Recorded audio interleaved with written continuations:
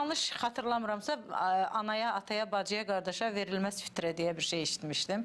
Amma adam çox kasıbsa, ətrafında yaxınları, doğmaları varsa. Fitrəni birinci növbədə qohumlar deyir. Anaya, ataya niyə deyilmir bilirsinizmi?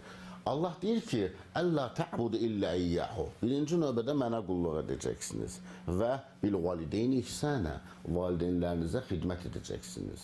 Hətta özü ilə əlaqəli hissəni açıqlamır. Valideynlə əlaqəli hissədə deyir ki, Allah, "İmmə yəbluğanna indəkəl kibara ahaduhuma və evkilahuma." O valideynlərinizdən biri və ya hər ikisi yanınızda yaşlaşarsa, "Fələ təqullahuma uf." Onlara uf dahi deməyəcəksiniz. Və la tanharhuma, onlara azarlamayacaqsınız. Və qullahuma qavlan kerimə, onlara ancaq gözəl sözlər söyləyəcəksiniz. Yəni ki, onsuz da anaya, ataya baxmaq Allahın əmridir. Sən onu zəkat verəcək duruma, fitrə verəcək duruma gətirmisənsə, sən onsuz da Müslüman deyilsən.